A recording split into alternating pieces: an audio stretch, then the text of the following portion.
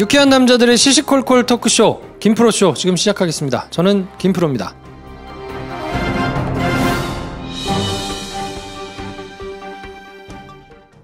오늘 녹음 끝나고 한 잔? 술 끊는다며. 새해가 되면 술 끊겠다는 결심들 많이 하시는데요. 네. 쓸데없는 짓 하지 마시고요. 네, 술 친구미 있잖아요. 아니 다들 술자리만 있으면 오라고 난리잖아. 술친금 들고 가야지. 술친금을 그렇게 퍼주니까 부르지. 술친금이 있어야 술자리가 오래 간단 말이야. 내 친구들이 전부 다 술친금 인정했어. 오빠도 한 잔 콜? 그렇다면 가지야. 네이버에 술친금을 검색하세요. 멀쩡합니다 진짜. 아, 편집 너무 힘들어. 에이, 양반 한강으로 몸보신이나 갑시다. 한강? 한강 양화선착장에 아리수 만찬인데 한강뷰가 정말 예술이야. 맛있나?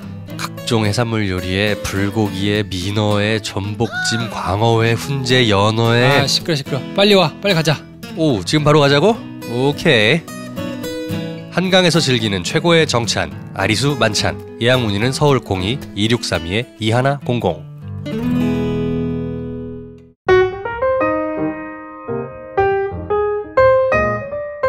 장편 영화를 열심히 준비하고 계신 배준현 감독님 나오셨습니다. 안녕하세요, 배준현입니다. 한량 김선생 나오셨습니다. 네, 안녕하세요, 김선생입니다. 네, 전 영화 좋아하는 김프로고요. 오늘은 이거 방송 소개해드린 내용 중에서 그냥 대충 하거나 웃고 지나가면 안 될 것 같기도 한데 네. 그렇다고 마땅히 방법이 있겠나 싶은 생각도 들고 약간 난감한 사연이 하나 들어왔거든요. 일단 읽어보죠. 네. 우연찮게 셋째를 가졌을 당시 어느 순간부터 남편이 늦고 아침이 다 돼서야 들어오곤 하더라고요. 그때마다 왜 늦냐는 질문에 돌아오는 대답은 다른 지역에 일하러 왔다가 가는 중이야, 이런 식이었어요. 남편이 개인 사업을 하거든요. 그런데 여자의 육감은 정말.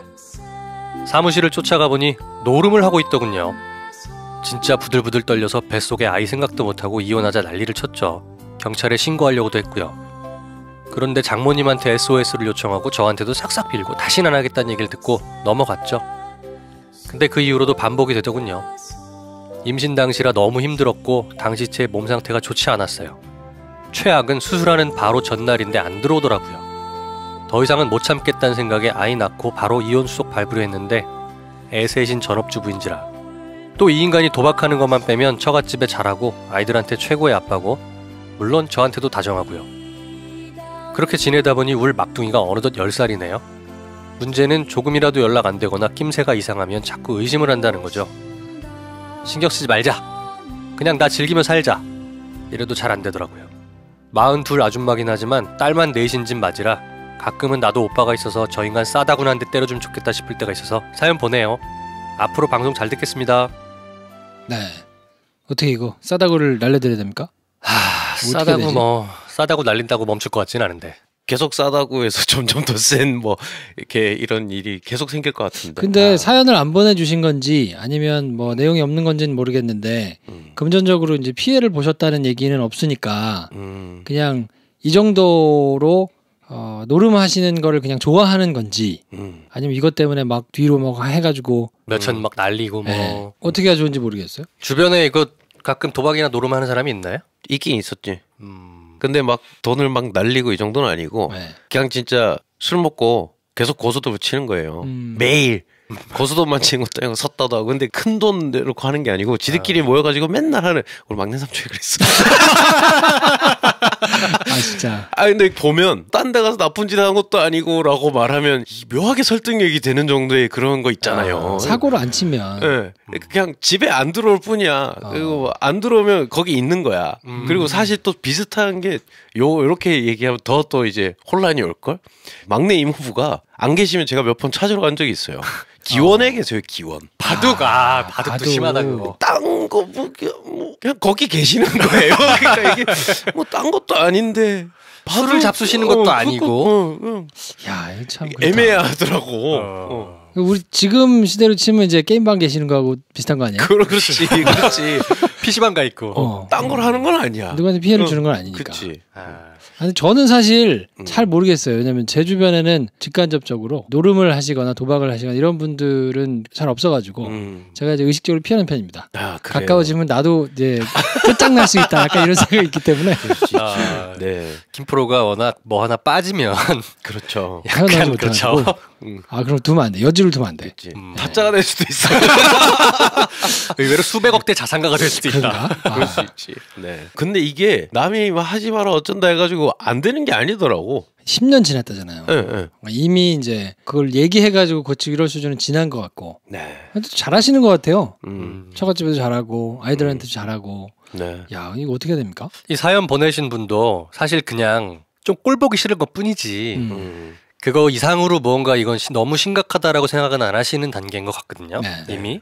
그러니까 보시면 결국에는 그냥 오빠 있으면 싸다고 나한테 때려달라는 정도로 네. 그리고 이제 10년 전에 그 일이 워낙 마음이 속상했던 게 남아있던 거고 그렇게 한번 보내신 것 같아요. 만약에 지금 김 선생의 분석이 맞다 그러면 저희가 이제 유쾌하게 한번 웃어드리고 지나가는 걸로 뭐 위안이 될 수 있는데 자식들 생각을 하실 수도 있잖아요. 내가 다 써서 보내면 진짜 난리난다. 이럴 수도 있는데 내 얼굴에 침 뱉는 것 같아서 안 쓴 거야 이럴 수도 있죠. 써주세요. 그러면 저희가 이거는 최희연 쌤을 모시고 그래요. 중독에 관련된 거니까 그걸 이제 해결할 수 있는 법이 있는지를 상담을 따로 할 테니까요. 네. 그 정도 아니고 그냥 말씀하신 대로 크게 남한테 해악을 끼치는 정도 아니고 귀엽게 그냥 하면서 이렇게 그런 것 때문에 속이 상하신 정도라면 뭐 어떻게 하면 속이 좀 시원해질까요? 오늘은 이제 그 후자인 거는 생각하지 말고 전자라고 가정하고 얘기를 해보자고요. 일종의 빠따 같은 걸 한번 쳐드리자. 한 번씩 올라온다는 거잖아요.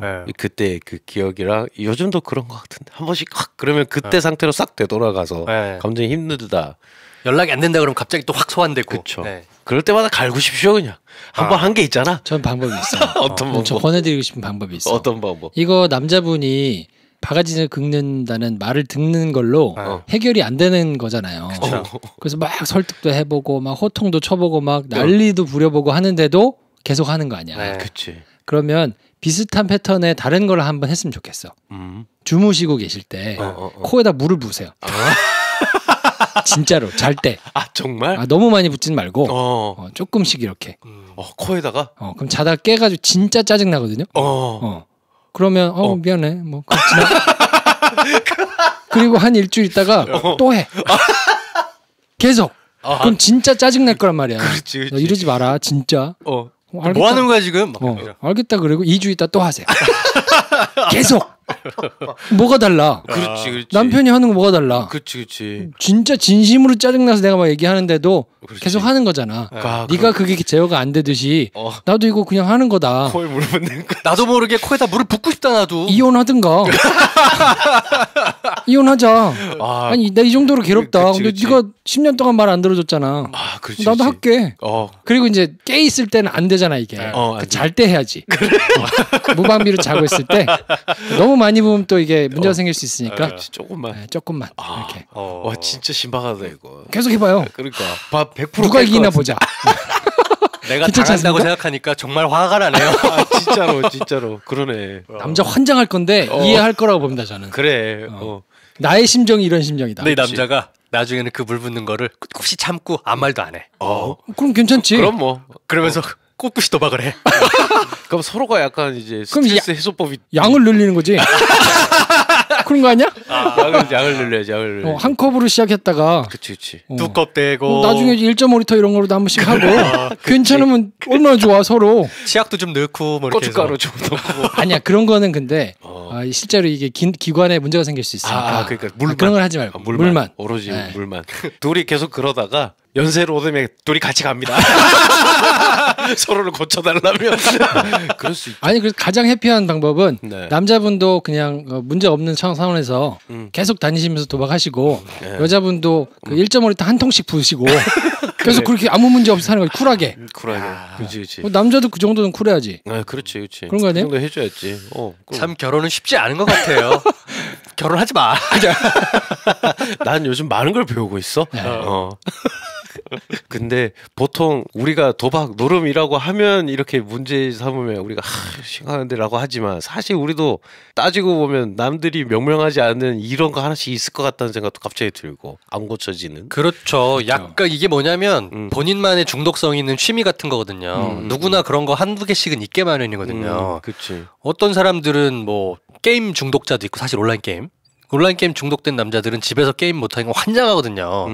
그런 경우도 있고 아니면 뭐 낚시 네. 이런 거 있잖아. 그렇죠.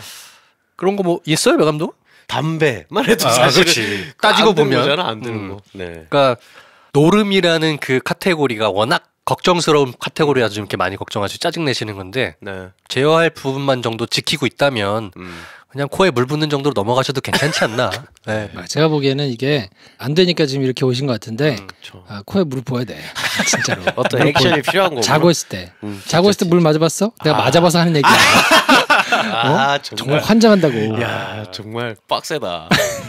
당해본 거야. 무조건 깰 것 같은데 진짜. 무조건 깨지. 100% 깰 거 아니야. 야 꿈에서 물고문 당하는 꿈이 나와. 무슨 소리야. 야 이건 진짜 생활 팁이다. 생활 팁. 그럼요. 네. 진짜 짜증 나거든. 야 이거 우리 빠따로 하나 그냥 종목을 설치합시다.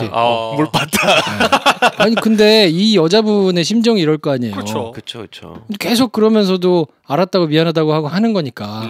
알았다고 미안하다고 하고 하세요 계속. 그래. 네. 아 이건 좋은 것 같아요. 네. 자 아무튼 이분한테는 술친구음을 한 박스 드릴 테니까 네. 일단 첫날 하기 쉽지 않아요. 맨정신에. 그래. 어떻게 하겠어? 한 잔 먹여야지. 한 잔 하시고 한 잔 네. 드시고 자기가 아주 결여하게 마음을 먹으시고 네. 그리고 해보세요. 괜찮을 거예요. 남편이 자고 있을 때 내려다 보면서 그렇지. 술친구 한 포 탁 드시고 좋아하는 술 한 잔 마십시오. 그렇지. 다 내려가고 살짝 올라올 때 냉장고 가서 물을 가져온다. 뭐 그런 게 괜찮겠네. 그 머신을 준비하셔도 좋을 것 같아. 좀 큰 주사기 있죠. 그런 걸로 호스 꽂아가지고 이렇게 과학 실험실 때 쓰는 거 그걸 하나 준비하십시오. 그래서 물로 쫙 쏘십시오. 직분사. 그렇죠. 네. 정말 괴롭겠네요. 네. 네. 그 사연이 심각하지 않다는 전제하에 저희가 상담을 해드렸는데 네. 혹시 진짜로 좀 심각한 거면 최희연 쌤하고 진지하게 상담을 할 테니까요. 네네. 내용을 보내주셔도 좋겠고요. 김프로쇼 도와주시는 분들입니다. 괜찮은 남자를 위한 쉽고 편한 스타일링 헤이 브로우. 더 행복하고 크리에이티브한 집을 만드는 공간 감수성 키우기 프로젝트 김진애 작가의 집놀이. 훌륭한 식재료를 즐기는 만찬 양화선착장 2층 한강 아리수 만찬. 상쾌한 아침을 위한 군뱅이 파워의 시작 술자리 만병통치약 친구 술친굼. 저희는 잠깐 광고 듣고요. 2부에서 프린스심 모시고 찾아뵙겠습니다. 제가 집놀이라고 얘기하는 건 집에서 일어나는 모든 일을 놀이로 만들 수 있는 역량이 우리한테 좀 생겨야 된다. 남자 여자 공간에서 그 관계를 얘기하는 게 재밌는 게 참 많습니다. 남자와 여자 아이들이 덜 싸우고 더 사랑하는 공간 집. 김진애 박사의 공간 감수성 키우기 프로젝트 집놀이. 전국 서점과 온라인에서 만나세요. 도서출판 밤비.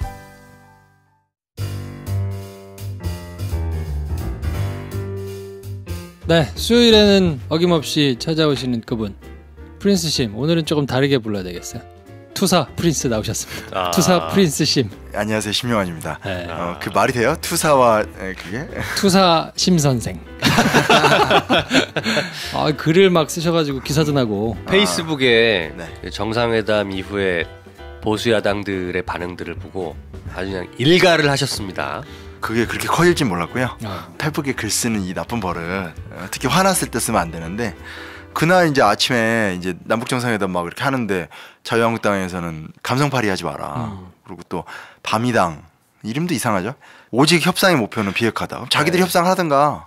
그래서 꼭지 확 돌았는데 아침에 이제 대학교 수업이 있어가지고 화는 계속 나 있는데 그래도 이제 정상회담도 이제 그냥 일사천리로 가고 있는데 그래서 왔더니 잘 돼 있는 상태에서 이제 그날 미용실 가야 돼가지고 그때 이제 머리 자르고 염색하면서 글을 올렸는데 반응이 폭발적으로 나와서 저도 깜짝 놀랐습니다.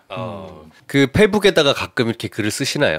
페북에 자주 쓰죠. 근데 이제 심각한 글은 많이 안 쓰시고 네네. 주로 이제 강연 어디 있으시거나 아니면 소소한 일상 이런 거 올리셨잖아요. 맞아요. 저는 SNS를 사람들이 되게 열심히 하는 걸로 착각하게만 보이게 하고요. SNS는 거의 열심히 안 하는 편인데 가끔 이제 이런 얘기는 꼭 해야 되지 않을까라고 이제 좀 느끼는 순간은 좀 하게 되는 거죠. 이번에 욱해가지고 쫙 쓰셨는데. 오 그게 주말 내내 오래 올라가 있었어요. 댓글 제일 많은 뉴스 탑5 안에 계속 있었어요. 네. 댓글이 다음 쪽이 8천 몇 개, 9천 개, 좋아요 2만 개, 뭐 이런. 되게 좋아하더라. 네. 내가 되게 좋아했다고? 아니에요? 싫었어? 싫은 건 아니잖아. 맨 처음 무서웠죠. 왜냐면 예전에도 비슷한 거 있었거든요. 예전에도 무슨 라디오 가서 인터뷰했는데 그때 가야사 관련해가지고 인터뷰했는데 저는 전혀 생각도 못했는데 그게 메인에 뜬 거예요. 4시간 만에 욕 6천 개. 정말 그쪽 분야 이제 어떤 약간 고대사를 이렇게 막 영광스럽게 보고 싶어 하시는 분들이 저 그날 되게 조심스럽게 얘기했거든요. 이렇게 최대한 설득 모드로 했는데 내가 한 얘기는 아무 상관없고 이제 자기들이 이제 뱉고 싶은 얘기가 있잖아요. 그러니까 이야, 그래서 이번에도 이거 되게 당황했어요. 사실 뭐 좋은 게 아니라 기사가 떴다는 얘기를 모르고 있다가 주변에서 보내주고 가서 봤다가 댓글이 많아서 열어보면 안 되겠다 이건 상처당할 것 같다. 그랬는데 친구 하나가 보더니 야, 너 댓글 조작했냐? 저한테 이제 뭔 소리 하니까 이제 댓글이 다 네 편이잖아. 이래서 기분 좋게 들어가 봤더니 괜찮았어요. 근데 시간이 지나니까 역시 아니나 다를까 노골적인 어떤 그런 인신 공격과 욕들이 항상 따라 없을 수는 없죠. 야. 근데 페북에다 글 쓰시는 거 보면서 홍준표 대표도 요즘 페북에 글 많이 쓰는데 그거 보고 맞대응을 하셨나? 아니, 그러니까 아무튼 그러면 안 될 것 같아요. 그 남북협상이 너무나 중요한 의미를 갖고 있었는데 그런 것들을 본인들이 갖고 있는 어떤 정략적인 이해관계로 그렇게 행동을 한다는 것 자체가 저는 용납이 안 되는 문제 같고요. 여튼 그래서 썼는데 하여튼 쓰고 나서 후회하는. 하여튼 그 짧게 그 글 쓰신 거 요지를 아주 뭐 간단하게만 좀 방송 들으시는 분들 중에 그걸 못 보셨는 분도 계실 테니까. 그건 오늘 주제로 그냥 얘기를 어차피 하면 될 것 같고요. 그리고 제가 드릴 말씀이 있습니다. 요건 그냥 이제 일종의 사과인데 저도 제가 방송하다가 틀리는 게 있다는 걸 알아요. 근데 그거는 이제 변명인데 우리 이제 녹화 현실을 보면 아시겠지만 이게 작가가 따로 있는 게 아니고 컨텐츠가 나온 다음에 누가 검수를 해주는 게 아니어서 텔레비전에 나오는 건 이제 제가 틀리는 경우를 아무도 못 보셨을 거예요. 그럼 사람들이 야, 쟤는 어떻게 저걸 다 외워? 물론 많이 알고는 있는데 이제 그때도 이제 하고 나서 이제 검수를 하다 보면 꼭 틀리는 게 생겨요. 왜냐면 계속 얘기를 하다 보니까 생각을 안 하는데 이제 팟캐스트 같은 거 사실 그렇게 못 하잖아요. 작업 환경상. 그래서 나중에 와서 이렇게 들어보면 황당한 뭐 광해군의 아버지를 내가 세조라고 했다라든지 저도 다 알아요. 그래서 죄송하고 근데 사실 이런 것도 있어요. 뭐가 있냐면 더 많이 틀리거든요. 예를 들면 이건 역공 얘기긴 한데 박진경을 박준경이라고 했다라든지 최덕신 사단장을 뭐 김익렬 사단장이라고 했다라든지 이런 건 아무도 지적하지 않거든요. 근데 이제 나중에 보니까 이제 틀린 거고 제가 덧갈 수도 있습니다. 뭐 한원고 선생님도 방송에 되게 감동적이었던 얘기 나중에 제가 너무 감동이라고 얘기하니까 사실 그거 틀린 거야 이렇게 밥 먹다가 자백하신 것도 있고 아무래도 이게 좀 팩트를 현장에서 그냥 쭈르륵 얘기하다 보니까 좀 생기는 오류인데 그런 것도 좀 넉넉히 봐주셨으면 좋겠고요. 하여튼 안 틀리도록 노력을 하겠고 나름 컴플렉스예요. 뭐냐면 지금이야 이제 뭐 그렇다 치는데 옛날에 대학원 뭐 대학교 이럴 때 보면 스캔 뜨는 애들이 있어요. 그러니까 한번 딱 보면 무슨 암기 기계처럼 외우는 애들이 있어서 하나도 안 틀려. 또 역사교육 학과니까 또 그런 게 또 있겠네요. 그리고 아니면 이제 전공자들 그런 친구들이 있어요. 근데 그런 사람들 앞에서 이제 주눅들기도 하고 저는 이제 아마 페북 얘기에서 아시겠지만 제가 또 이제 약간 이렇게 라이터 페북에서 이렇게 글 써서 많이 화제가 된 케이스잖아요. 오타가 많거든요. 감정대로 그대로 쫙 나가다 보니까 그리고 나름 수정도 하는데 수정도 하는데 나중에 또 들어보면 오타가 많아요. 그러니까 근데 이제 책을 보면 또 오타가 없죠. 그건 왜냐하면 이제 편집자들이 도와주니까 이렇게 하자마는 인간이라는 거 저도 압니다. 그래서 저를 이렇게 도와주시고 사랑으로 품어주세요. 열심히 할게요. 그런 거고 그냥 괜히 그런 것 때문에 이제 약간 청취자분들께서 혼돈 겪으시는 것 같아서 죄송한데 하여튼 안 그러려고 하는데 약간 그런 게 생깁니다. 죄송해요. 뭐 하여튼 너그럽게 봐주시고 귀엽게 봐주시면 될 것 같아요. 최소한 김프로랑 저보다는 훨씬 똑똑하고 아는 게 맞으십니다. 그렇죠. 비교하면 기분 나쁘고요. 그리고 이제 저는 사실은 그때 그게 고민이었어요. 대학생 때 나는 저렇게 스캔 뜨는 능력이 없는데에 대한 스트레스. 내린 결론은 뭐였냐면 뭐 걔네들하고 차별화보다도 중요한 건 암기가 아니라 그걸 바라보는 성찰의 능력 이게 나의 어떤 주무기로 가야 되겠다라는 약간 생각도 있었는데 그럼에도 불구하고 의도치 않게 틀리거나 아니면 이제 맥락에서 예를 들면 이런 거 있잖아요. 뭐 이렇게 없다 하면 이제 경향성상 거의 없다라는 말을 없다라고 얘기했는데 이제 가끔 이제 지적하시는 분들이 뭐 그런 거 한두 개 있잖아요. 저도 있는 거 알거든요. 근데 이제 맥락상 이제 거의 없다는 걸 강조하기 위해서 이제 얘기를 한다라든지 이런 걸 조금 그냥 흐름상 좀 들어봐 주셨으면 좋겠습니다. 워낙 요즘에 또 이렇게 딱 띄어내서 이렇게 얘기하는 것도 많아서 민감하게 딱 거기만 탁 발췌해가지고 이 사람 틀린 말 했다 뭐 이런 사람도 많고 여튼 다 제 잘못이고요. 사과 방송.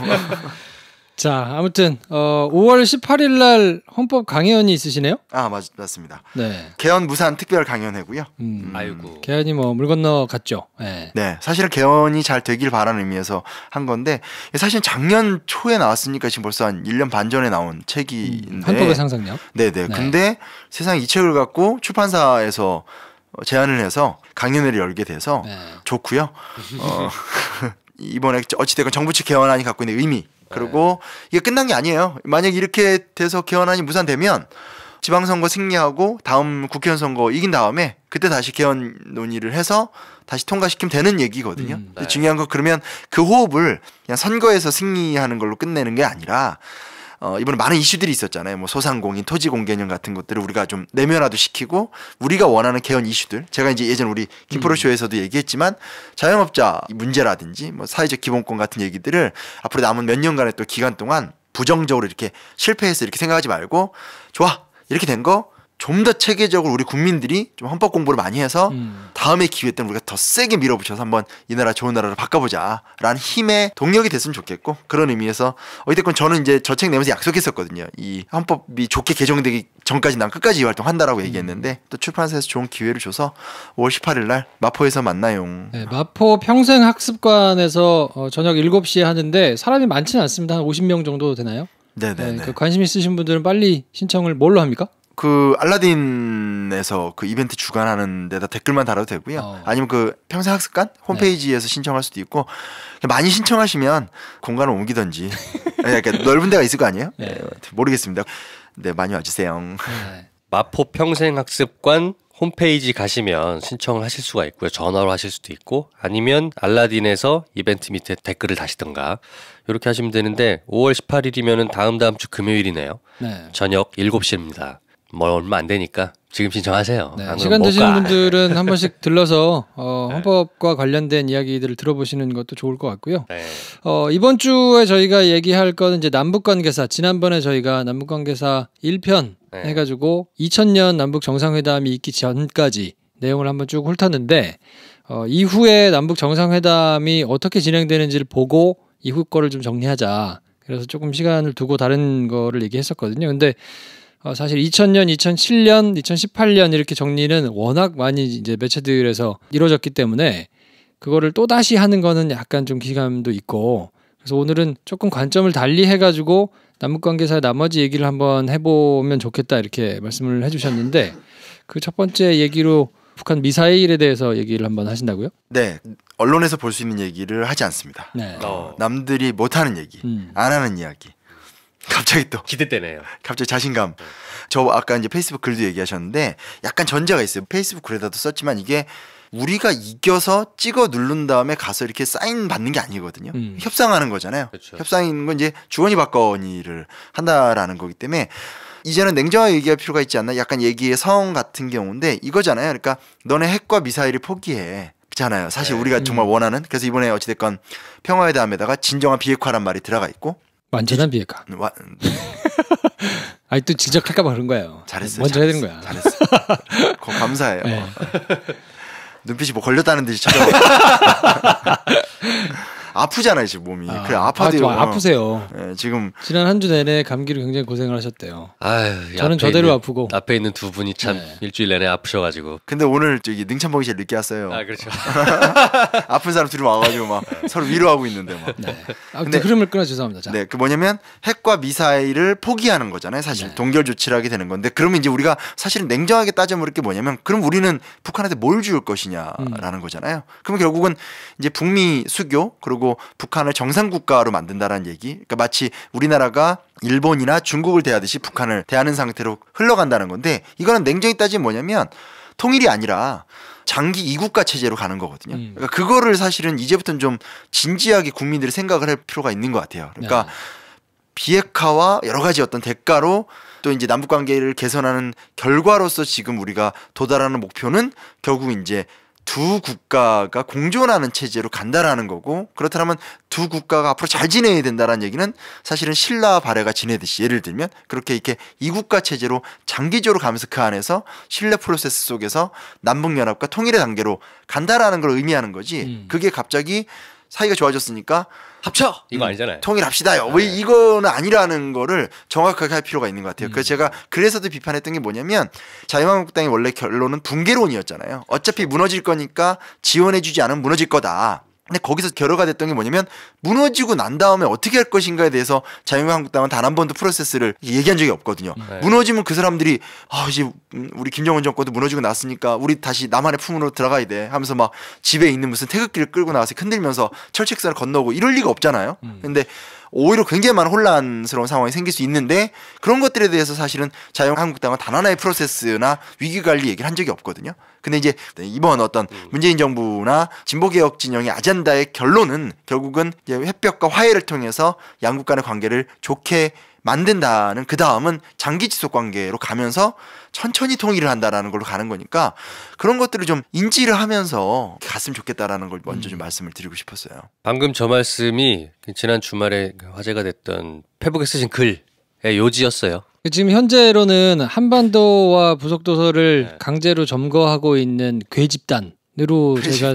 설정이 돼 있거든요. 네, 그래서 일부에서는 그렇게 생각을 하시는 분들도 있을 것 같아요. 야, 이렇게 돼가지고 이 국가를 인정해주면 그러면 우리가 손해보는 거 아니냐. 왜냐면 헌법상 쟤네는 우리 영토를 지금 침탈하고 있는 세력들인데 그걸 국가를 만들어준다 그러면 잘라서 주는 거 아니야? 완전히 그냥.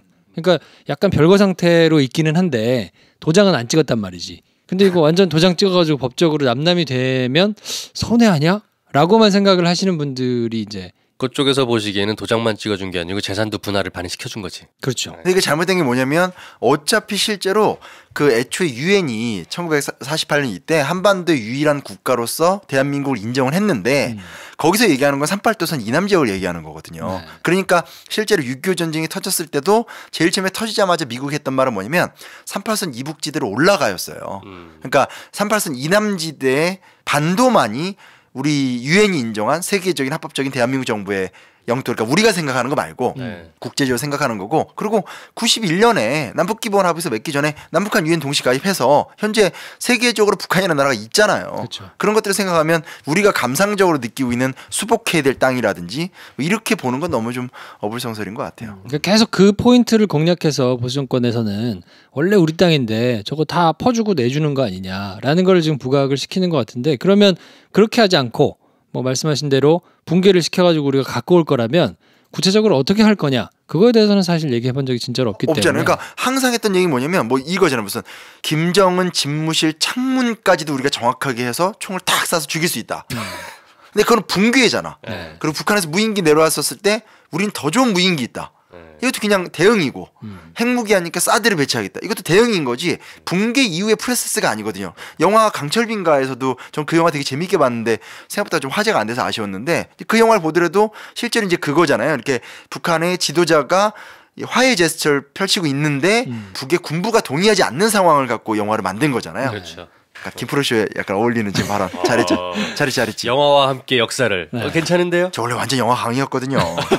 영화 평론 막 옛날에 글도 쓰고 그랬어요. 네. 근데 아무튼 그런 것들이 많이 일어나면 그걸 어떻게 대응할 것이냐도 사실은 큰 문제고, 아니면 뭐 예를 들어서 유엔의 한 나라이기 때문에 만약에 나라가 붕괴되면, 이게 냉정하게 얘기하지만 우리가 수복을 하긴 하더라도 유엔 관리로 들어가는 게 기본 원칙이고, 더 심각한 게 문제가 뭐냐면 정전협정을 할 적에 정전협정에다 우리가 사인 안 했잖아요. 사인한 나라가 분명히 중국, 북한, 미국이기 때문에 우리가 사인이 안 돼 있기 때문에 실제로 국제법적 논리로 따진다라면 중국군이라든지 미군이 들어오고 한국군이 들어와서 삼국 공동관리 이런 게 되거든요. 그러면 그걸 또 풀어야 되는 숙제들도 있고, 그러면 대본 나오는 게 뭐냐면 군 복무 연한 늘어난다라는 게 당연한 얘기거든요. 왜냐면 북한 휴전선만 관리하는 게 아니라 북한 전 지역에 대한 관리로 넘어가니까 군대를 뭐 1년 반으로 끝나겠어요? 한 3년, 뭐 4년 가야 되는 상황이 되는 거죠. 그런 얘기를 단 한 번도 한 적이 없잖아요, 이쪽은. 너무 나쁜 것 같아요. 그것까지 상정을 안 하는 거죠, 사실은. 그냥 그거 분위기만 띄워가지고 표를 우리가 받으면 끝. 네, 그렇게 계속 짧게만 그냥 쳐왔기 때문에.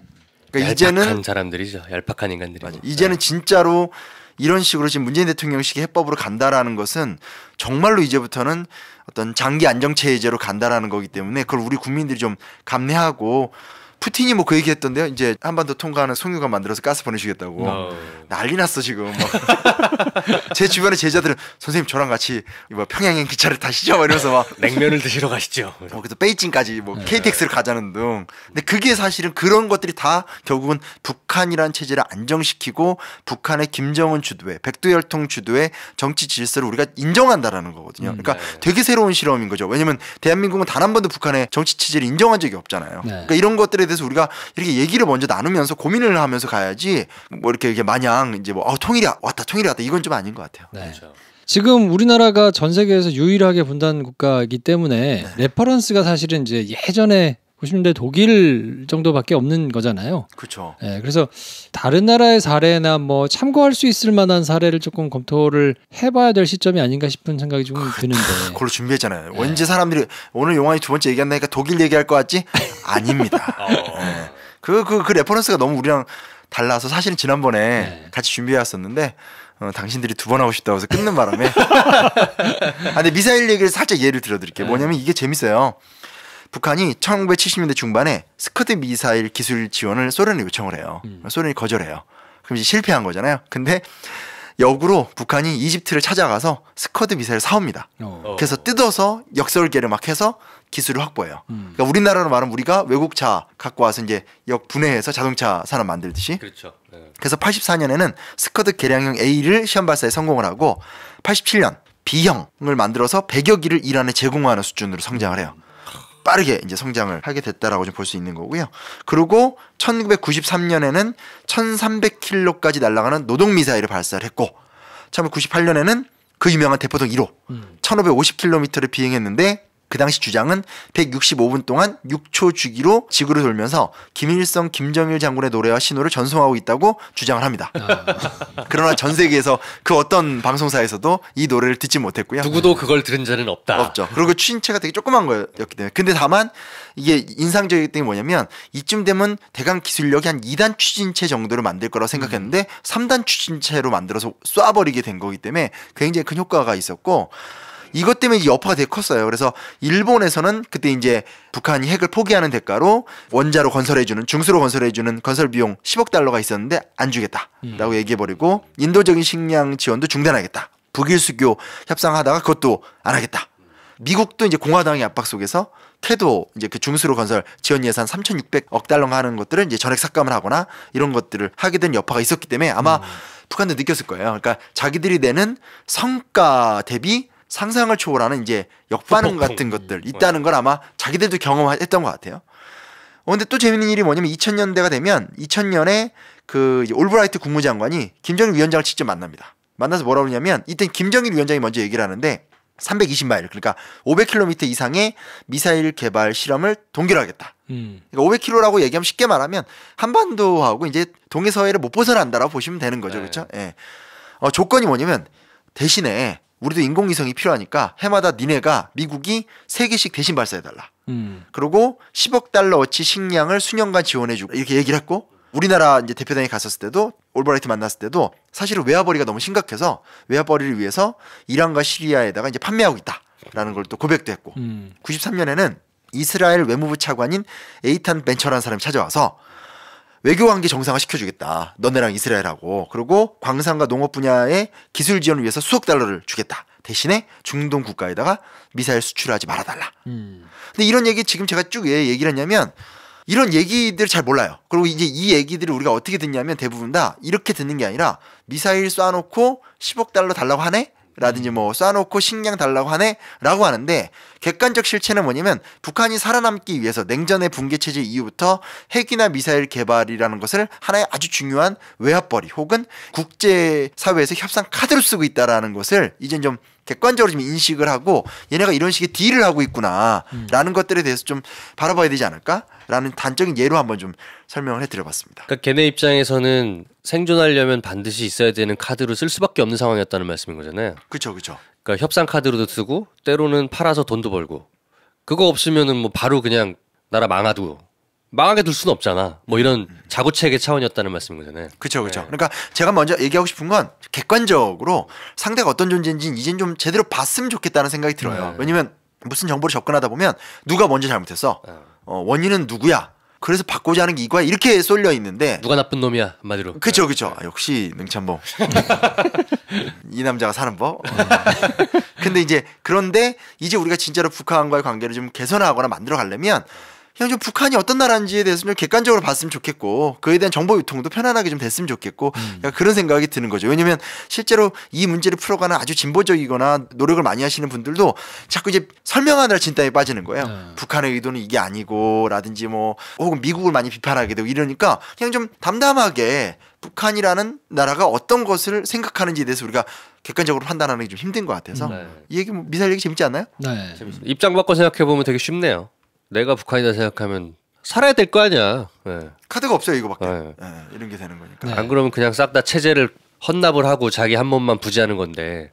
그렇죠, 그렇죠. 그럴 순 없고. 네. 그래서 그런 부분에서 그냥 이런 일들이 옛날에 있었는데 적어도 이런 식으로 북한이 딜을 했구나. 사실 반대편에서 미국도 딜을 했었구나라는 것만 좀 인지를 하고 그럼 우리도 좋은 딜을 해서 이 딜의 세계 속에서 평화와 협상을 달성해보자라는 인식 같은 것들 이런 걸 갖는 것도 좋지 않을까. 저는 이제 개인적으로 그게 조금 궁금하더라고요. 이게 그러면 거의 끝 단계까지 왔다고 본인들이 판단을 한 건가? 그래서 우리가 이거를 포기할 테니 우리를 그럼 완전히 인정을 해라. 공식적으로 완전히 안전한 방법으로 우리가 정상국가라는 걸 인정을 해라라고 하려면 그만큼 큰 걸 우리가 포기한다고 던져야 되는 거니까 이 이후에 이게 빠그러지면 우리는 계속 그냥 핵개발 계속 할란다. 라고 할 수 있는 분위기는 아닌 것 같거든요. 그러니까 요거를 포기하는 이 메커니즘에는 도대체 뭐가 있었을까? 이게 사실은 조금 궁금하기는 한데 미사일 같은 경우는 실제로 이게 이제 이 이후에 2000년 이후는 수출을 잘 못한대요. 워낙 대북 제재가 미국이 강하고 전 세계적으로 이걸 통제해 버리니까 수출이 뚝 떨어졌고 더 심각한 문제 뭐냐? 이걸 또 중동에서 배워가서 요즘 중동에서 자체 스커드 미사일 제작 기술이 되게 발전했대요. 왜냐면 그쪽은 얘네는 이제 막 싸우려면 막 무슨 이거잖아요. 핵을 싣고 북미 직접 타격 이런 게 되니까 되게 큰 기술이 필요한데 중동은 내전이기 때문에 200-300km면 충분하거든요. 그러니까 거리가 멀 필요가 없죠.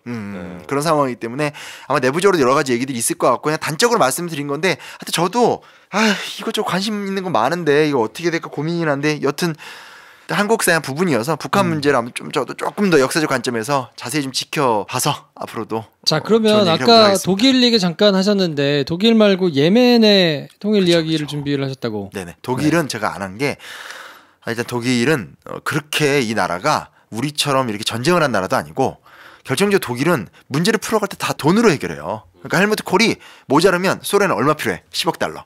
중국 뭐 얼마 이런 식으로 해서 거의 결정적 국면을 다 돈으로 해결해요. 워낙 강력한 경제력을 갖고 있기 때문에 또 그때 동구권이 막 붕괴되고 있던 상황이고 하니까 이 소위 말하는 동유럽의 작은 나라들과 소련이라는 나라를 돈으로 해결하는 과정이 많이 나와서 이걸 우리가 그대로 따라한다는 건 너무 말이 안 되는 것 같고 옛날에 좀 많이 들었던 얘기인 것 같고 그래서 좀 독일에는 적합하지 않은 것 같고 베트남 같은 경우는 이건 이해가 될 수가 없어요. 단박이 한국사를 읽어보시면 잘 알겠지만 베트남은 남베트남이 그냥 강제로 있는 나라였죠. 그러니까 프랑스나 미국이 자기의 이해관계 때문에 강제로 유지했던 나라지 무슨 우리처럼 이렇게 서로가 막 반공, 반제 이러면서 싸운 나라가 아니기 때문에 자꾸 이제 군대 가면 베트남 얘기 맨날 하면서 이렇게 정신 못 차리면 베트남처럼 될 수 있다. 보트 피플 사진 나오고 막. 네, 근데 맞아요. 아예 말이 안 돼요. 그러니까 베트남을 남북한에다가 비교한다는 것 자체가 아예 말이 안 돼요. 왜냐면 북베트남은 아주 강력했던 자기 나름대로의 구심점이 있었지만 남베트남은 진짜 그냥 프랑스는 미국에 의해서 만들어진 어용 정권인데 어디 어용 정권하고 대한민국 굉장히 주체성이 강한 나라잖아요. 그러니까 이걸 비교한다는 것 자체가 말이 안 되기 때문에 군대 정신교육 좀 바꿔주셨으면 좋겠고요. 조금 좋은 걸로. 예멘이 좀 재밌어요. 예멘은 사실 예멘을 통해서 배운다기보단 이렇게 하면 망하는구나의 기가 막힌 모델이에요. 대박이에요. 결론은 성급한 통일의 결과. 이렇게 망할 수 있다. 둘 다 폭망. 둘 다 폭망. 완전 폭망. 이게 대표적인 얘기입니다. 얘기를 한번 해주십시오. 북예멘과 남예멘으로 이게 쪼개졌는데 원래 하나의 지역이었는데 전체가 다 오스만 제국의 영토예요. 어디 있냐면 사우디아라비아 밑에 있고 아덴만 기억하시나요? 아덴만? 바로 아덴만이 앞바다입니다. 그게 예멘인 거죠. 그래서 옛날에 그 이국종 교수님께서 석선장을 살린 바로 그 사건 유명한 데인데 두 개로 나눠져 있었어요. 그래서 바깥쪽 해안가에 있는 게 남예멘이고 안쪽에 있던 게 북예멘인데 크기로 보면 남예멘이 훨씬 큽니다. 북예멘이 한 영토는 절반밖에 안 돼요. 근데 인구로 따지면 북예멘은 1100만, 남예멘은 250만밖에 안 돼요. 그러니까 사막. 쓸 데가 없는 땅이구나. 네네. 크기만 하고. 네. 아니 남예멘은 쓸 데가 있는 땅은 1%밖에 안 돼요. 1%. 그러니까 이제 그런 면에서 영토의 크기만 보고 생각하시면 안 되고요. 네. 두 개가 있는데 문제는 영국이에요. 전 세계 모든 문제는 결국은 영국 때문에 이제 시작이 되는 건데 오스만 제국하고 싸워서 승리를 거둔 상태에서 남예멘 지역만 따로 떼낸 거예요. 왜냐하면 바다에 관심이 있으니까. 이게 이제 결국은 사우디아라비아 바깥쪽의 바다, 북아프리카나 인도양의 바다에 관심이 있으니까 떼내서 관리를 하고 있다가 1차 세계대전이 끝난 다음에 북예멘이 독립을 해요. 왜냐면 1차 세계대전 때 오스만 제국이 독일 편으로 다 망하거든요. 독립을 했죠. 근데 북예멘의 특징은 뭐냐? 두 가지 특징이 있는데 하나는 바로 위가 사우디아라비아예요. 사우디아라비아 영향력이 강해요. 그러니까 쉽게 말하면 뭐냐? 이슬람의 힘이 되게 강한 거예요. 사우디아라비아가 아주 이슬람의 거의 뭐 핵심적인 국가이기도 하고 석유가 엄청나는 나라이기도 하니까 사우디아라비아 자체의 영향력도 너무 세고 이슬람적 전통 같은 게 너무 센 나라예요. 근데 그에 비해서 남예멘은 1967년에 독립을 하는데 독립하고 세워진 민주정권이 사회주의를 표방해서 소련의 영향하에서 사회주의 공화국으로 오랫동안 있었어요. 그러니까 두 나라의 정체성이 다른 거죠. 하나는 아주 이슬람적인 문화와 전통 문화가 강한 거고 한쪽은 이제 그 어떤 사회주의적인 정체성. 이념에 굉장히 경도된 쉽지 않은 나라인데. 또 그전에는 영국의 지배를 받았었기 때문에 민주주의에 대한 개념도 되게 넓은 나라예요. 그러니까 정체성이 아주 달라요. 약간 비슷한가? 그러니까 북한하고 우리나라 지금 되게 문화가 다르잖아요. 그렇죠? 많이 다르죠. 그런 거로도 약간 보실 수 있을 것 같아요. 근데 얘네들이 양자의 차이를 인정해요. 우린 좀 다르다 하고 근데 빨리 통일하자. 서로 미워하진 않았나 보네요. 미워하진 않은 것 같아요. 미워하진 않았고 그리고 양자가 이제 내부적으로 문제가 많으니까 외부적인 얘기를 하면 내부적인 문제가 덮이잖아요. 그러니까 내부적인 문제를 덮는 좋은 수단으로 서로 자꾸 대화를 하는 거예요. 그래서 하자 하다가 실제로 70년대 때부터 통일을 시도하다가 이제 주도했던 사람 암살. 주도했던 대통령도 암살. 이러다가 제일 유명한 사건은 1986년 사건. 그러니까 우리나라는 1986년은 1987 직전인데 여기는 남예멘의 알리 나세르 무하마드 총리가 자꾸 이제 통일하려고 하니까 소련 강경파, 그러니까 우리가 사회주의적 정체성을 지켜야 되는데 왜 저기 이상한 종교 국가랑 통합하려고 하냐라는 것들이 마음에 안 든 거예요. 그래서 아예 이 소위 말하는 소련 강경파를 제거하기 위해서 친위 쿠데타를 일으킨 거예요. 그래서 이제 정부의 요직에 있는 소련 강경파들을 다 제거를 했어요. 근데 문제는 뭐냐? 역반응이 일어나면서 내전이 발생을 해서 역으로 한 4,300명 정도가 죽고 무하마드 총리가 북예멘으로 망명을 가요. 느낌이 오는 거죠. 그러니까 이게 우리 서로 좀 잘 지내보자까지는 되는데 잘 지내보자는 게 문제가 되진 않지만 막상 통일을 하려고 하니까 두 나라가 갖고 있는 정체성의 차이가 너무 큰 상황이 된 거예요. 이거를 70년대 내내 실패하고 80년대 내내 실패를 했어요. 그럼 어떻게 되겠어요? 하지 말아야 될 거 아니에요. 하지 말아야 되는데 1990년에 통일합니다. 굳이. 이거 되게 황당한 사건인데요. 이게 재밌는 게 뭐냐면 1989년 정도 되면 이 사건을 겪은 다음에 아 이렇게 가면 안 되겠다라고 생각하면서 서로 이제 내린 결론은 교류를 하자라고 이렇게 하면서 교류 핵심이 뭐냐면 남예멘과 북예멘 사이에 유전지대가 있어요. 석유가 나오는 거예요. 근데 이게 지리가 애매하니까 둘이 또 싸우면 안 되죠. 왜냐면 요걸 팔아먹어야 되니까. 그래서 경제 교류 정도로 합의를 보고 양쪽에서 이렇게 하다가 1989년에 북측에서 이제 서로가 이제 좀 친하게 지내는 목적 속에서 살레라는 대통령이 남쪽에 방문을 한 거예요. 방문을 한 상태에서 우리가 이렇게 유전도 공동 개발하고 하니까 몇 가지 부분에서 이렇게 통합할 수 있는 것들을 좀 통합하자라고 제안을 했어요. 그러니까 몇 개 부서 정도, 뭐 경제 부처나 이걸 얘기했는데 되게 재밌는 게 뭐냐면 남쪽의 대통령이 그 얘기를 듣자마자 아 받아들일 수 없다 하면서 그냥 통일하자. 무슨 초식이야? 1989년에 그냥 아무도 합의를 보지 않은 상태에서 현장에서 그 얘기를 한 거예요. 근데 그 얘기를 딱 듣더니 뭔가 좀 감동스럽잖아요. 감동스러우니까 살레 대통령이 콜합시다 한 거예요. 그래서 89년에 통일을 합의를 갑자기 본 거예요. 이것도 진짜 황당한 케이스죠. 왜냐면 남예멘 내에서도 아무런 합의가 없었고 북예멘 내에서도 그러니까 자체 양쪽에서 합의가 없는 상태에서 그냥 현장에서 정말 이렇게 즉석으로 그러니까 기껏 온 거는 서로가 안 맞고 싫은데 그래도 기름이 있으니까 저것 때문이라도 우리가 좀 같이 지내야 되고 어디든 우리가 예멘이라는 공통성이 있으니까 언젠가 통일해야 되겠지 정도까지 온 건데 정치가들이 어떤 정치적 이해관계에 의해서 이게 밀어붙여진 거죠. 네. 이벤트성으로 그냥 급 통일이 됐군요. 그래서 갑자기 급작스럽게 통일을 찾아왔습니다. 그러니까 뭐 가자 남으로 오라 북으로가 된 거예요. 그래서 이제 남해면은 알베이드 대통령인데 이제 문제가 생깁니다. 통일을 하면 진짜 갑자기 된 거잖아요. 근데 이제 갑자기 됐는데 그 왜 했냐? 라는 건데 아까랑 똑같아요. 그러니까 대내 문제를 덮을 수 있는 좋은 수단으로 느꼈던 것 같아요. 네, 그래서 남해면도 남해면의 어떤 이해관계, 북해면도 북해면의 이해관계 때문에 내 정권을 잘 유지하는 데 있어서는 가는 게 좋다. 합치면 합의를 봐야 되잖아요. 권력을 50대 50으로 분할합니다. 이거 뭐 몇 년 뒤에 빠그라질 그 각을 딱 세우고 가는 거네요. 느낌이 오죠, 그렇죠? 네. 뭐냐면 50대 50의 권리가 어딨어.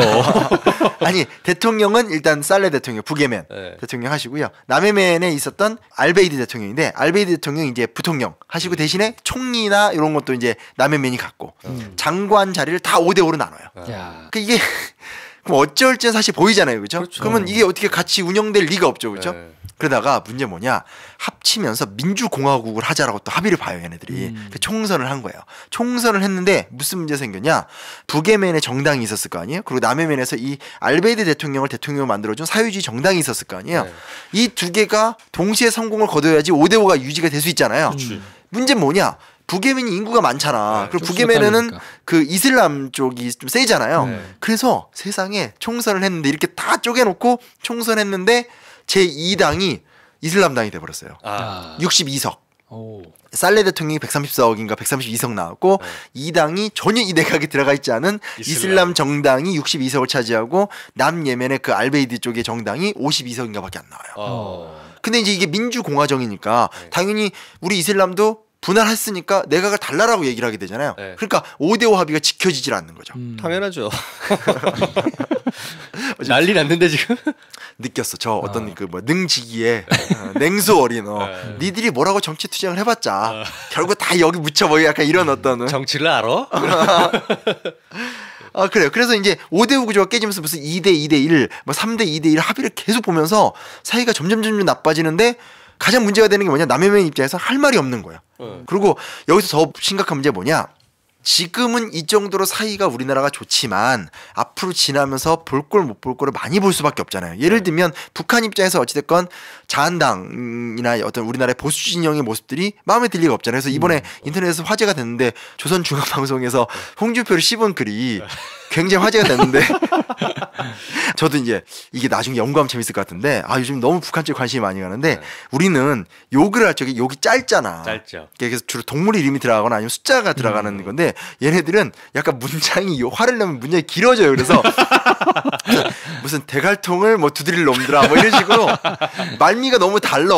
그래서 어떤 한국의 남한의 욕이라는 건 짧고 세게 확 화내는 거면 북한은 문장을 이어붙이면서 이렇게 어떤 일단 한 명을 희화시킨 다음에 거기다 이렇게 서술어나 형용사를 붙이는 방식인데 근데 사실은 지금 우리가 그거를 재밌게 보지만 어느 시점 가면 만약 그렇게 할 수가 없는 부분이 또 생기게 되고 또 반대로 우리도 그동안 뭐 백두혈통 이해가 안 갔잖아요. 무슨 뭐 왜 저게 3대 세습이다 가족으로 내려온다라는 것도 이제 동의가 안 되는 부분들 사실은 뭐 시진핑의 중국 체제를 보면서도 이렇게 동의가 안 되는 부분들이 있는데 이제 뭔 얘기냐면 북부 이슬람이 보기에는 남부 사회당이 2단이 2단 이게 핵심인 거예요. 그러니까 종교라는 게 한편에서 굉장히 큰 가치를 보이기도 하지만 종교가 가지는 가장 역기능이 뭐냐면 얘네는 선과 악으로 보는 경향이 있잖아요. 그러니까 통일을 해서 하나가 된 나라인데 남쪽 사람들은 어쨌든 사회주의적이고 그전에는 어떤 자유주의적인 전통을 가진 사람들인데 이슬람의 관점에서 보기엔 얘네들은 2단인 거예요. 저것들은 믿음이 없는 것들이야 저것들은. 그렇죠. 그렇죠. 그러면서 이제 2단은 어떻게 돼요?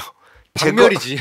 제거를 하거나 아니면 축출해야죠. 축출을 해야 되는 과정이 되는 거죠. 근데 반대로 또 남예멘 입장에선 북예멘이 너무 비선진적인 거예요. 그러니까 얘네들은 어쨌든 영국의 식민지를 겪으면서 나름대로 어떤 영국이 보여줬었던 어떤 그런 자치의 문화라든지 혹은 소련이 보여줬었던 사회주의 공화국의 복지 시스템 같은 것들을 경험했는데 이게 무너지고 나니까 그런 것들에 대해서 너무 모르고 무슨 부족이 나오고 부족장이 통치하고 이런 거에 받아들일 수 없는 거죠. 개후진 나란 거죠 한마디로. 그렇게 보면 그렇게 세게 말해도 돼요? 그럼요. 뭐 북한에서 욕 더 심하게 하는데 뭐. 그건 말미에 어떤 미학이 있잖아요. 미학을 찾으란 말이야. 그러다가 이제 일단 여기서 이제 결정적 사건이 두 개가 터지게 되는데 하나는 뭐냐? 이것도 옛날 얘기입니다. 그러나 우리 셋은 다 알고 있죠. 1991년 걸프 전쟁. 이라크를 타겟으로 한. 그렇죠. 그러니까 이라크 전쟁 생각하시면 안 되고 옛날에 후세인, 그러니까 이라크 지도자였던 후세인이 쿠웨이트를 쳐들어와서 그 쿠웨이트를 구원하는 어떤 미군의 전쟁 뭐 이런 걸로 되게 유명해졌던 건데 이때 예멘이 이라크 편을 들어요.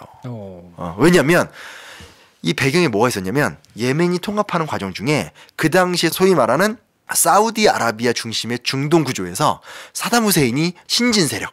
그래서 뭔가 새로운 형태의 아랍의 리더십. 왜냐하면 사우디아라비아는 언제나 이 미국하고의 관계가 유착 관계가 심하니까 너 언제까지 이런 식으로 미국의 어떤 2인자처럼 이렇게 딸랑이처럼 살 거냐라고 하면서 뭔가 이렇게 아랍 민족주의라든지 아랍 자주성 이런 것들을 강조하면서 남예멘한테도 남북 예멘한테 통일을 막 해서 이렇게 계속 이렇게 합쳐라. 네. 니네 이렇게 합치면 우리 지금 석유도 있고 이렇게 도와줄게 네. 형들이. 그런 거잖아요. 너무 잘해. 야 그런 식으로 그러면 얘네들이 후세인 형이 도와주니까 우리 힘을 합쳐가지고 그러니까 사우디랑 너무 친하게 지내지 말고 우리끼리 잘 살아보세. 이렇게 구성을 했을 거 아니겠습니까? 맞아요. 저도 이렇게 능참먹어 넘어갔거든요. 맛있는 데 데려가서 맛있는 거 먹이면서 막 그래서 형 같이 해. 이렇게 되는. 아니 김프로쇼랑 힘을 합치면 얼마나 좋아요. 좋아요. 너무 좋아요. 다 좋은데 지금 다들 프린스심 이래가지고 이제 막 물어봐요. 모르는 분들은 왜 프린스야? 네, 어찌됐건 그런 과정을 통해서 통합이 됐던 거였기 때문에 전쟁이 터지니까 예멘은 이라크 편을 들죠. 그리고 그 다음에 이 당시 얘네가 이제 비상임 이사국으로 유엔에 있었었는데 이라크 제재안도 반대래요. 그러니까 딱 찍힌 거죠. 딱 찍혔는데 미국한테 찍혔다는 게 문제가 되기도 하지만 아까도 얘기했지만 사우디아라비아가 위에 붙어 있잖아요. 그러니까 예를 들면 우리나라가 그 나라의 볼륨이 얼마나 중요한 게 뭐냐면 남한과 북한이란 두 개의 나라는 쉽게 말하면 동아시아 국가 중에 제일 센 나라는 아니지만 두 나라가 남의 나라에 의해서 좌지우지 안 될 정도의 힘은 갖고 있는 거죠. 남한은 굉장히 강력한 경제력과 여러 가지 어떤 거의 선진국에 도달하는 모든 자원을 갖고 있는 나라고 북한은 그런 거 하나도 없지만 핵과 미사일이 있다. 갖고 있고 또 사실은 이 주체 사상이라는 것 자체도 되게 재밌는 게 뭐냐면 60년대 때 북한이 겪었던 충격이 뭐냐면 공산주의 국가의 양대 지도 국가라고 하는 소련과 중국이라는 나라 이 두 나라가 갈등을 너무나 심각하게 하는 걸 보면서 이거 이런 식으로 가면 큰일 나겠다고 느끼면서 이제 되게 유명한 사건이거든요. 김일성이 두 나라랑 다 친하게 지내면서 소련과 중국한테 다 받아내던 시기가 있었어요.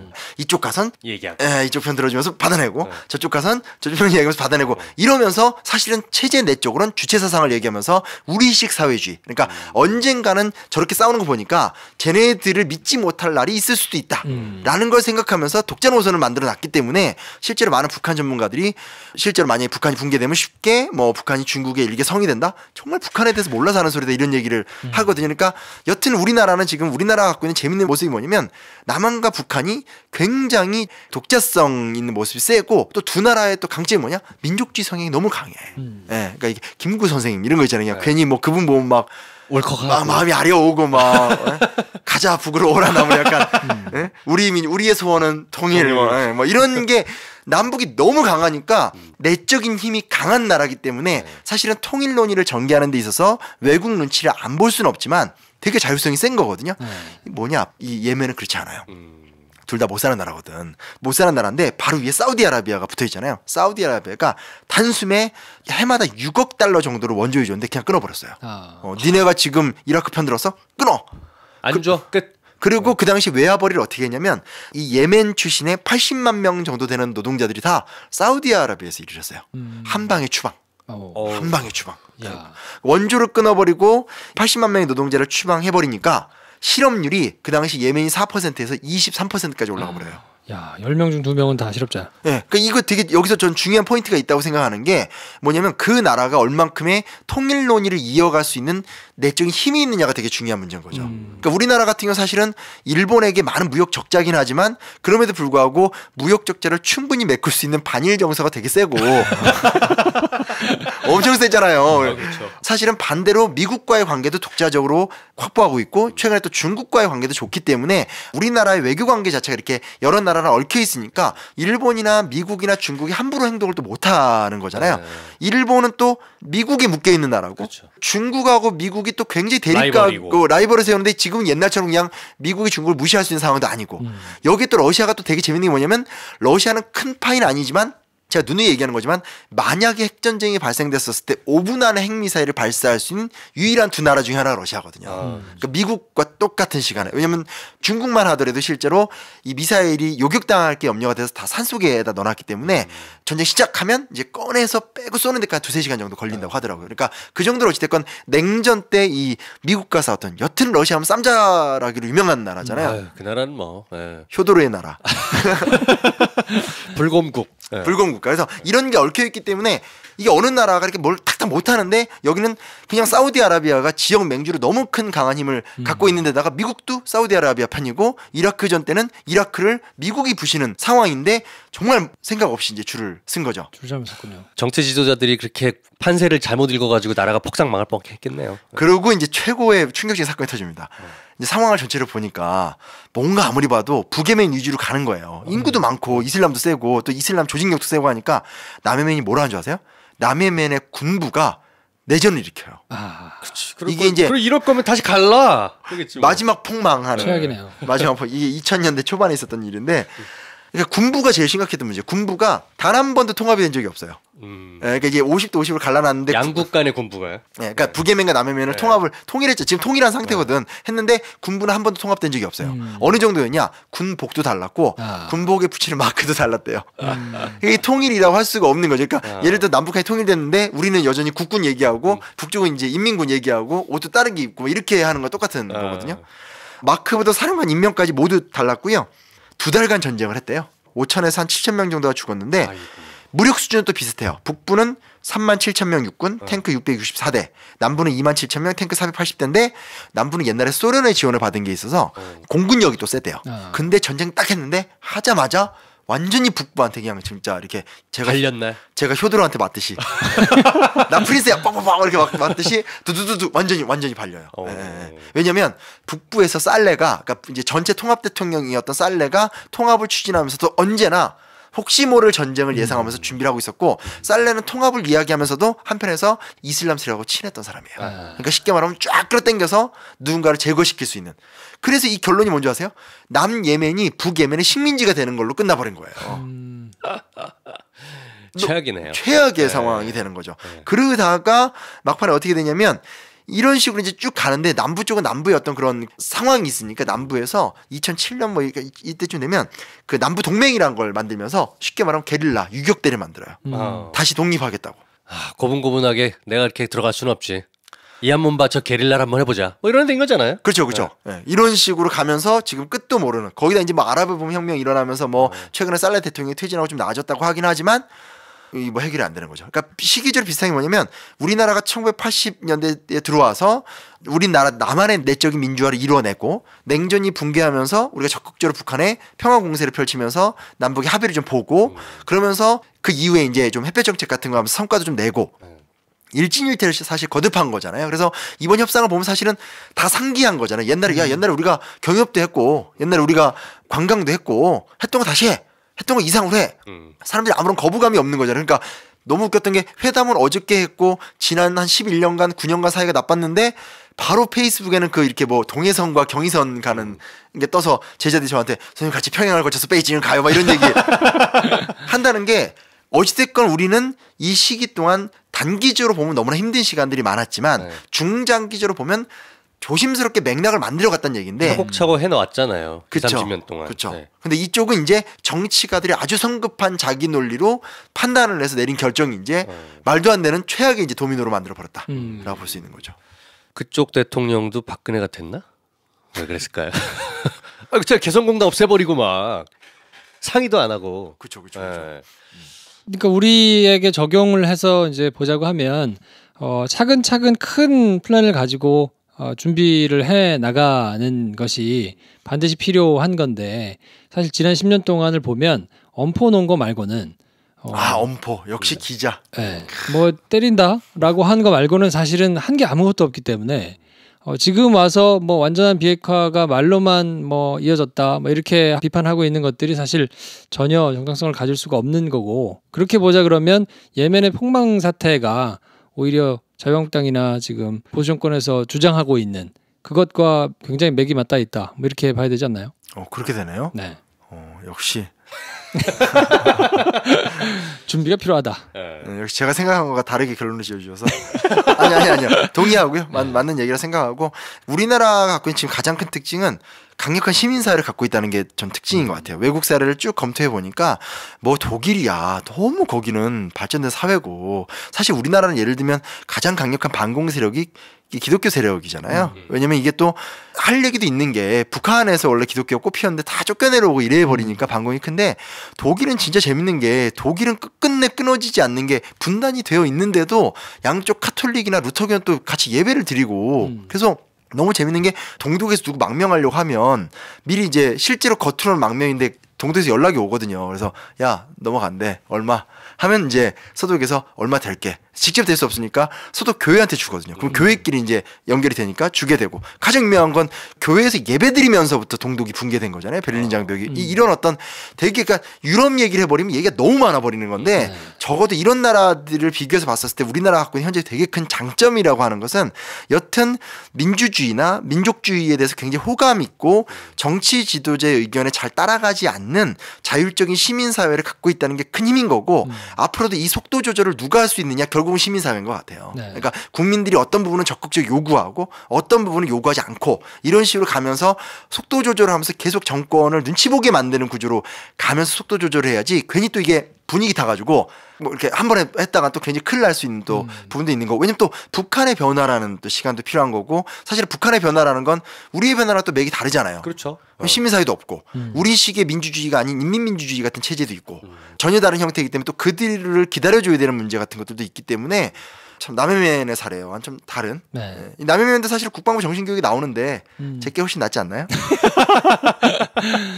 자, 그래서 오늘은 해외 사례를 통해 가지고 남북관계사를 한번 정리를 해봤는데 사실 이제 삽을 떴고 뭐 북미 정상회담도 있고 이후에 뭐 가을에 또 문재인 대통령 넘어가시잖아요. 그거 네. 참 지혜로운 것 같아요. 네. 네. 그래서 지금 바뀔 것들이 차곡차곡 계속 남아 있기 때문에 굉장히 급변하는 뭐 상황을 살펴보면서 이런 거 저런 거를 좀 봐야 될 거라서 오늘은 예멘의 통일 이야기를 주로 해서 한번 이렇게 쭉 살펴봤는데.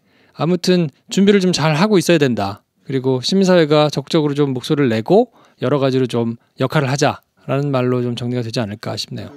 장모네라는 사람이 있어요. 장모네는 이제 오늘날 EU의 아버지 ECSC라고 이제 유럽 프랑스 사람인가 보네요. 그렇죠. 네. 장이잖아요. 장 모네. 죄송합니다. 잘라주세요. 근데 이제 이 사람이 이제 유럽 철강 공동체를 만들었던 사람인데 ECSC가 이제 EU까지 오게 된 건데 이 사람이 했던 유명한 말이 있습니다. 뭐냐면 사람 없이는 가능하지 않고 제도 없이는 아무것도 지속할 수 없다. 그래서 이분이 최초의 유럽 명예 시민. 왜냐면 보세요. 우리가 EU가 되게 당연하다고 생각하는데 실제로는 EU를 주도하는 국가가 프랑스랑 독일이거든요. 근데 프랑스랑 독일이 얼마나 많이 싸웠던 나라예요. 되게 싫어하잖아요 서로. 네. 드골이라는 대통령이 무슨 얘기를 했었냐면 취임하자마자 지난 145년간 독일은 프랑스를 7번 침입했고 파리는 4번 점령을 당했다.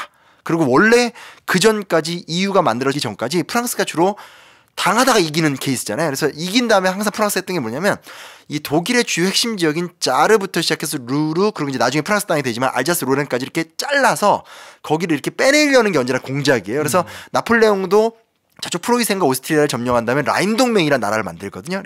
이 나라의 가장 철강이나 이런 게 많이 나는 지대를 별도로 이렇게 독립을 시킨 다음에 독일 경제를 발전을 못 시키게 만들려고 하는 게 전략인데 그렇게 잘라버리면 독일 사람들이 가만히 있냐고 열받잖아요. 또 독일 사람들도 약간 사람들 기계 같은 그런 거 이제 뭐 척척척척 열심히 해요. 그러니까 결국은 그리고 이제 국제사회에서 보더라도 이건 좀 너무하고 또 이렇게 잘라버리면 프랑스만 또 세지니까 그게 또 안 되니까 또 영국이 그걸 싫어하고 하니까 결국은 악감정만 남은 채 독일이 이제 다시 또 재무장에서 프랑스 쳐들어오고 이런 악순환을 겪을 때 장모네라는 사람이 철도 수송 원래는 꼬냑 장사하던 사람이었는데 이 사람이 국제연맹에서 활동하다가 뼈저리게 느꼈던 게 뭐냐면 국가 간 협력이라는 것이 지니는 무능함을 뼈저리게 느껴서 이 사람이 당시에 이제 슈만이라는 프랑스의 외무부 장관을 설득해서 그런 식으로 가지 말고 프랑스하고 독일은 협력을 할 건 협력을 하되 초국가적인 시스템 하나를 만들어서 양자가 영속적으로 함께 누릴 수 있는 적과의 동침의 시스템을 만들자라고 제안을 하고 거기에 이제 아데나워라는 독일의 수상이 숟가락을 딱 끼거든요. 헐 하면서 사실은 합의가 되면서 각각의 국가들은 존재하지만 EU라고 하는 초국가적인 공동체의 어떤 힘 만들어내는 결과도 있었기 때문에 앞으로 남북 관계를 어떻게 이제 이루어갈지는 잘 모르겠지만 지금 민간 교류라는 게 김대중 정부 때부터 시작이 됐고 한편에서는 경제협력이라는 게 시작이 됐기 때문에 이게 앞으로 한 20-30년의 기간 동안 어마어마한 형태로 확대가 된다면 저희 할아버지의 고향인 황해도 전체가 예를 들어서 경제 특구가 돼버린다라고 하면 아마 그 경제적 이권에 걸려있는 덩어리 자체가 북한 정부도 남한 정부도 건드릴 수 없는 엄청난 힘이 될 거예요. 그래서 그런 것들이라든지 아니면 또 우리나라 사람들이 굉장히 순수한 거 많잖아요. 그러니까 정말 뭐 종교 문화계에서 아주 적극적인 문화교류 같은 것들이 또 이어진다라면 또 그로 인한 어떤 남한 사회의 변화, 북한 사회의 변화 같은 것들이 또 하나의 틀거리가 될 수 있기 때문에 마치 가장 강력했던 적수였었던 이 프랑스랑 독일이 EU라고 하는 희한한 공존 체제를 만들어냈듯이 우리도 좀 함께 만들어 보면 좋지 않을까. 저는 이 얘기가 되게 기억에 남아요. 김정은 위원장이 했던 얘기 같은데 여태까지 대한민국 그 한반도의 역사는 지정학적으로 굉장히 피해를 받던 약소 국가였던데 앞으로는 지정학적 수혜 국가가 되자. 우리가 가지고 있는 땅의 위치라는 게 힘이 약할 때는 피해를 받지만 적절한 힘을 가지고 있으면 얼마든지 이 위치로 인해서 수혜를 받을 수 있는 지역 아니냐. 남북이 같이 지정학적 수혜 국가가 되자라는 얘기를 했대요. 그런 얘기를 했어요? 네. 똘똘하네. 좀 굉장히 좋았어요. 그 얘기를 들으면서. 아니 진짜 재밌는 일본이 남기고 간 정말 좋은 게 뭐냐면 그 지도 가만히 보시면 이렇게 북한 영토 끝이 바로 소련하고 붙어 있잖아요. 그쵸. 그거 한 다 합쳐봤자 몇십 킬로 안 되거든요. 그리고 중국이 이렇게 막혀 있잖아요. 이게 왜 했냐면 일본이 중일 전쟁 일으킬 적에 소련과의 갈등이 우려가 돼서 우리 너네 안 쳐들어갈 거니까 걱정하지 말라고 하고 일제하고 소련이 합의 본선이에요. 근데 그렇게 돼버렸기 때문에 우리가 뭘 강구하고 있냐면 중국의 해안선이 정말 크잖아요. 중국의 해안선이 그렇게 큰데 중국이 바로 동해로 나가는 길이 없어요. 동해로 나가는 길이 없다는 건 뭘 얘기하는 거냐면 북태평양으로 나가는 길이 없고 또 북극항로로 나가는 길이 없다라는 거예요. 그러니까 얼마나 좋은 일본한테 감사한다는 얘기가 아니라 이 소위 말하는 북한의 지정학적 위치라는 것이 갖고 있는 가치가 대단하다라는 거죠. 네네. 저는 그 후배들이랑 그런 얘기 했어요. 중국의 하나의 주로 들어가지 않겠냐라고 했을 때 야 그거는 절대 안 일어난다. 북한 애들이 어떤 애들인데 중국으로 들어가냐. 독립을 하면 했지. 현재 독립국가예요. 응. 그러니까 독립전쟁을 하면 했지 절대 그 마음대로 들어가진 않을 거다. 대신에 북한이 가지고 있는 위치가 얼마나 좋냐. 북한은 중국이랑 러시아를 상대해서 이득을 취하면서 정치적으로 레버러지를 갖고 우리는 미국이랑 일본을 상대해서 레버러지를 취해서 서로 이득을 갖고 취하면 우리 두 나라가 취할 수 있는 이득이 얼마나 큰지 아냐. 둘이 사이만 좋다면. 그렇죠. 네. 그렇게 생각하면은 너무 훌륭한 기회다 지금은. 그렇죠. 그러면 우리가 중국을 바라보는 시각도 많이 바꿀 수 있는 거죠. 제가 옛날에 하도 이제 중국을 얘기할 적에 막 해서 제가 글도 쓰고 그랬던 적이 있었는데 여전히 이제 혐중, 반중 이런 정서가 있어요. 근데 반중의 근거가 너무 웃긴 게 뭐냐면 고조선 때 한나라가 우리나라 멸망시켰다.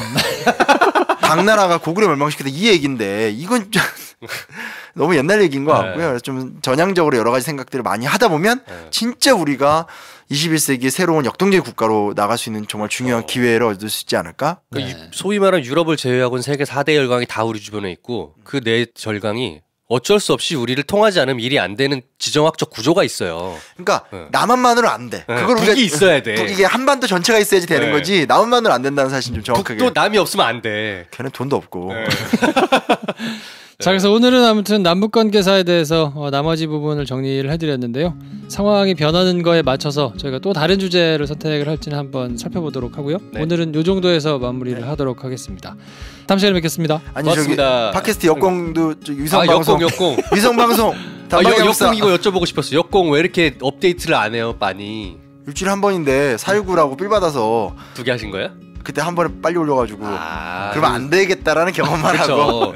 팟캐스트는 해보니까 주기적으로 어떤 주기에 올라가는지를 이렇게 인식시켜 주시는 게 굉장히 중요해요. 맞아요. 네. 어쨌건 저기 달과 같은 작은 위성 방송 지금 감사하게 잘 돌아오고 있습니다. 여러분 역공 올라왔습니다. 지금 빨리 가서 들어주시죠. 네.